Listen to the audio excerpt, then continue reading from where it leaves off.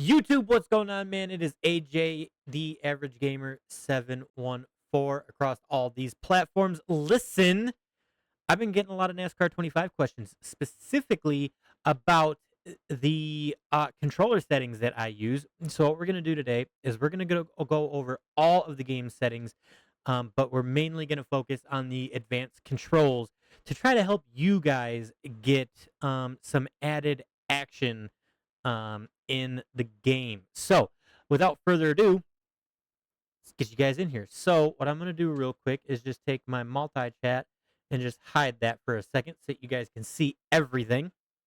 So, when I'm in game, I like to make this feel as realistic as possible. I like the cars to want to have weight. I want them to feel loose. I want them to feel tight. I want to feel everything. So I have the difficulty on advanced, manual transmission, brake smoothing off. You can have this on low if you're having a problem at either road courses and or short tracks, but I leave this on off. Car identifiers are on off. Race day cutscenes on all because I do like the way that that looks. Um, Cockpit steering wheel, I leave that on. Um, for the quick race, I have full damage, 13% race length, tire wear, and fuel consumption at 3% or 3 times. The player wear is normal for tire wear and grip fall off. Black flags and yellow flags are on. Single race stage, quick qualify. In the career, right now we're running full damage, 25%, 2x wear, normal for the tire rate and grip fall off. Yellow flags are on strict, black flags are on multiple race stages and quick qualify. The reason why I do that in the career mode is just because there's a problem going on right now with green flag pit stops where unfortunately you lose a lot of time to the cutscenes, which it is what it is. So that's why we're running multiple race stages at the moment. Driving for the aids, I have nothing. I have absolutely nothing. And in fact, they put out an update that increased the level of the draft, so we'll put that down to 50. For the I have a 102 difficulty, and it's been really fun in the career mode messing with custom setups. Skill range is at 30. That just tightens up the field a little bit. Their stability is at 0 because if I touch them, I want them to spin, so I'm trying not to touch them. Their recovery skill, I have it at 10 because, again, they should spin just like they do in real life. Consistency is up to 60. That just means that it's resulting in a more consistently competitive AI. So actually, we'll probably bring that up to 70. Incident frequency. This kind of flips back and forth a little bit. I leave it at 20 for the most part, but on super speedways, I bring that down to 10. Otherwise, they do wreck a little bit. I have their tire wear effect and fuel consumption at the same as the player. Don't need that to change. Impact forces. So this is if an AI car gets into you, it's how much you feel it. I have that at 100. AI cars in practice. I'm actually going to bring this down, just to kind of spread it out a little bit. But this is the meat and potatoes. This is what you guys are here for. All right. So pay attention. So for my configuration, I have it on the alternate. That's just so that my shift is here instead of A and B or whatever button it is. I have my vibration strength at 100. My driving effects are on. Draft effects are on. Trigger effects are at 100. This is the fun part. So the problem that people were having with this section specifically is that beforehand, they were having AI cars really able to drive away from them on restarts, and they couldn't keep up with the draft. Now, I'll skip the steering part for now. We'll come back to it. I'm going to drop this all the way down to the bottom. That way you can screenshot it. If you want to, just screenshot right there. All right, perfect. The overshoot is at 0. Okay, now the overshoot and the nonlinear kind of work hand in hand. So if your throttle or your brake seems a little snappy, you can drop the nonlinear and move the overshoot up. It is my recommendation that for every click you move your nonlinear, move your overshoot the opposite direction. So if you're going 10, move that 10. If you're going 50, move that 50. I have mine for my rate and my nonlinear set at 100 for both.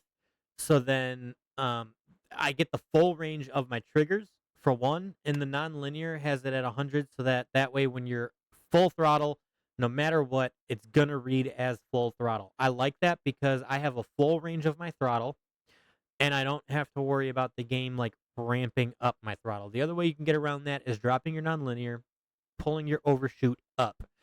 The reason why I have mine set the way that it is and I don't use any overshoot is because of my steering. Okay, that is very critical. So I have this set to where I could use the brake and the throttle to help steer my car. Um, I have my steering set to be a little bit slow in this game, and I use the brakes and the throttle to kind of help guide my car a little bit. I like my car feeling that way. Yours may differ. If you want a faster steering, I would definitely bring your nonlinear down and then bring your overshoot up. So what that'll do is it'll slow down your response curve here, but the overshoot, if you have this pulled up, if you're at full throttle, it'll still read as full throttle. So I understand that that's a little bit confusing, but try this setting first. I promise you it will help. They won't drive away from you on the super speedways or on restarts at any racetrack for that matter. You might get passed by one or two, but you're not going to get steamrolled by the entire field. So this is where I use my settings for the steering. My steering, I have my nonlinear at 50. My dead zone is at 5. That just helps me. So if I'm driving in a straight line, I could just leave my stick where it is and the car will go in a straight line. My overshoot is at 0. My speed sensitivity range is at 25. My speed sensitivity nonlinear is at 100, and my reduced dampening is set to 60. I'm not going to lie to you guys. I'm not 100% sure on how all these settings really mix. I saw somebody put out a video that this is what they were using on PlayStation, and even though that's a DualShock, and I understand that that's not really a one-to-one comparison, I tried it. I loved it. Okay, so I based my braking and throttle settings off of this steering settings. So this steering is a little bit slower. It's not too fast. So then that way, like me, I can really. So like for me, I like to really, I push my thumbstick forward and then I kind of arc. I kind of arc my joystick into the turning. So that's why I want my steering to be a little bit slower. And like I said, that's why I have my rate and my nonlinear here at 100 on both, because then that way I can really use the throttle and the brake inputs to help me steer the car a little bit if I have to. That's just the way I like my car to be set up. That's just from me doing iRacing for as long as I did. Granted, that was on wheel and pedals, but I did like the ability to use the throttle to help kind of oversteer the car a little bit if it wasn't turning. I like being able to do the same thing in this game, and this is how I feel like I am able to get those settings or to get that feeling. For my display, I just have my VSync on. That's simple audio. I don't know if you would like to hear. I don't know if this is like what you might want to vibe out on, but these are just my levels. These are levels that I like. Actually, my spotter felt a little loud today, so I'm going to turn my spotter down. But these settings feel the best for me. I could tell when a car is on my left or right rear when I'm on the roof cam, when I can't use the mirror because on the Series S it's not very well optimized yet, but that's not a big deal. Um, so yeah, listen, guys, I hope that this video helped you guys very much. If this video did help you, please like, comment, subscribe to the channel. Why don't you share your settings down below? That way some other people can maybe try your settings and see what works best for them.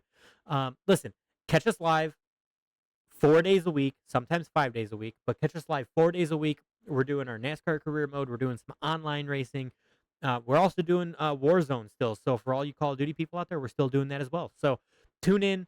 And yeah, listen, you guys have a good rest of your day, morning, evening, and we will catch you guys in the next one.